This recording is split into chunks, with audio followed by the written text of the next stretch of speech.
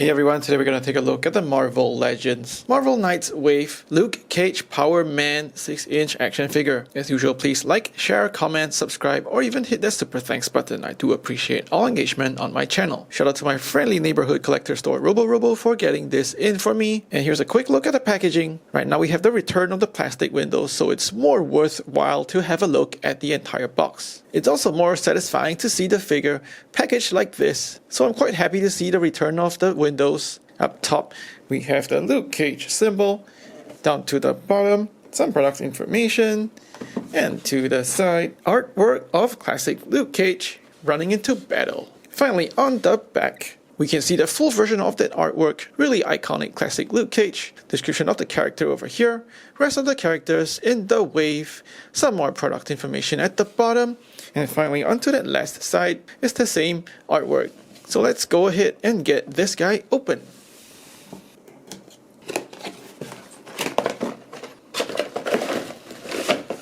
Out of the packaging, we see the figure on the plastic bubble. He comes with two relaxed hands, and of course the Mindless one Build-A-Figure leg. For accessories, Luke Cage only comes with two relaxed hands cast in a dark flesh tone plastic. There's decent detail in those hands, like the knuckles and the fingernails. However, not coming with an alternate head, perhaps with a screaming or angry expression, would have definitely made this figure much more worthwhile. These hands are articulated inwards as well as outwards. And of course, these relaxed hands pop onto the figure just fine for you to have different options in posing him when he's not punching his baddies. Now onto his sculpt, and you can see that the new Luke Cage is on a brand new body sculpt, capturing his classic likeness very well, and also has a good stature and proportion to the body. Especially when you have this side by side with the modern Luke Cage, which I believe is on the Hyperion body, and you can tell that the engineering on this body is outdated from the awkward proportions and a little bit of that exaggerated bulging of the muscle. So overall, classic Luke Cage definitely wins in terms of looks, and I'm quite pleased that he's getting a new body sculpt. However, as we zoom into this figure, I will point out some of the shortcomings for your awareness. Zooming into his head sculpt, and I'm quite impressed with how it's turned out. I like that he's sculpted with a really heroic looking expression with that steely gaze. Paint is all applied with a dot matrix technology, so everything is really neat and sharp. From the colors in his eyes and eyebrows, to the subtle tone of his lips, and a little bit of the lines and shading along his cheekbones. The head is cast in mostly a dark flesh tone plastic, with separate plastic pieces like a black for his hair and a silver plastic for his headband. So overall, very clean separation of the colors and plastics on his head sculpt.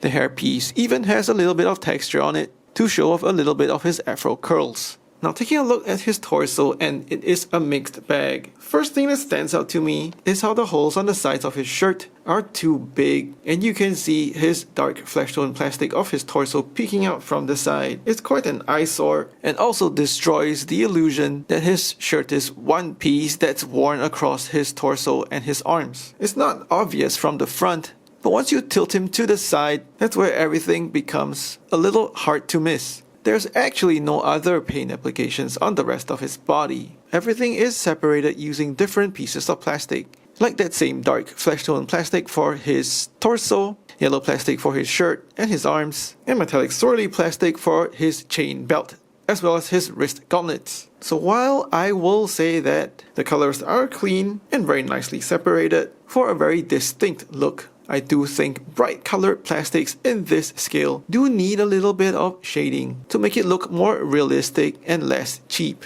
Bright yellow plastics just tend to look a little too tacky in this scale. I do like the sculpting in his torso though, with a very nice muscle definition, which is further emphasized by that dramatic deep V-neck, and the popped collar also brings your attention even more to this area. I like how the shirt is also sculpted with folds in the fabrics, and that even goes down to his arms as well, where you see his sleeves gathered just above his silver wrist gauntlets. Sculpting in the belt is also pretty decent, so you can see all the different chain links. I like how you can see those holes in the chain links, and for me, the belt really brings the whole outfit together, along with that deep V-neck.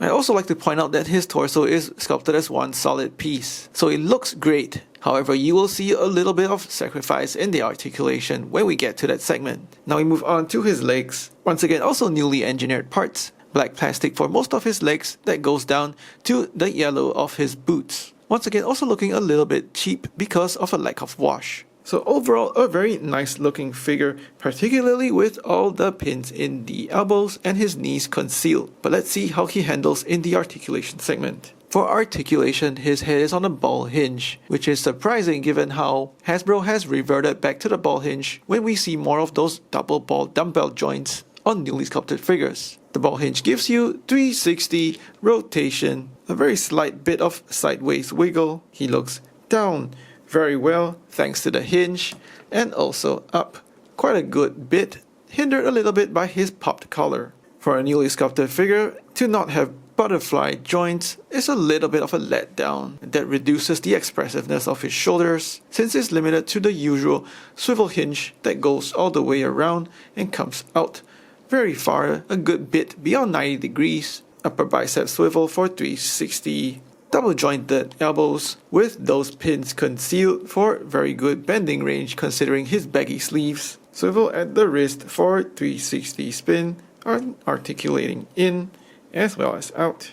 No hinge in the middle of his torso and only a ball joint at his waist, so he goes 360 swinging all the way around, giving you a little bit of sideways tilting. But because it's only a ball joint, you sacrifice a lot in terms of forward bend and backward bend. So it's really negligible and it's hard to get him crouched over into deeper action stances. Ball joints at the hips that go out that much, and forward and backward, no problem. Upper thigh swivel for 360 spin. Double jointed knees with the pins concealed as well, and that's pretty decent range for a big guy like Luke. Although his boots are a separate piece of plastic, there is no swivel over here, so that's a missed opportunity again. He's got ankle tilt that goes up a decent bit and down that much. And finally, ankle pivot that goes out as well as in. So despite being on a really good looking new body sculpt, I feel like Hasbro has dropped the ball with several missed opportunities for the engineering and articulation on this figure. Luke Cage ends up feeling a little below average in terms of articulation thanks to his lack of butterfly in his shoulders, which I do think is pretty important for a character who uses his arm strength a lot.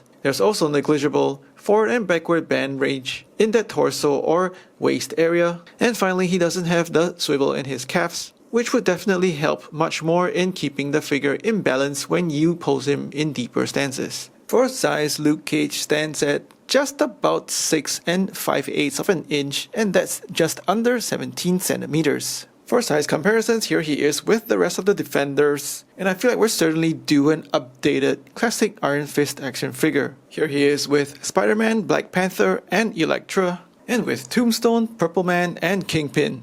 And for comparisons with other lines, here he is with some G.I. Joe classified series. Despite the hype and expectations surrounding this new Luke Cage figure, it's disappointingly turned out quite bang average for me. In a strange way, the strengths clearly highlight the weaknesses. The great head sculpt emphasizes the lack of an alternate head that would have greatly improved the expressiveness and display possibilities. The newly sculpted body highlights the missed opportunities in engineering, ending up with a figure that falls below average for the Marvel Legends standard articulation. I can only recommend this figure because it's only the second time that we're getting a classic Luke Cage in 6-inch form, and also the significance that classic Luke Cage bears for representation and diversity in comic book heroes. Please like and share this video, let me know what you think in the comments below, subscribe to my channel, or even hit the super thanks button. Thanks for watching, take care and stay safe.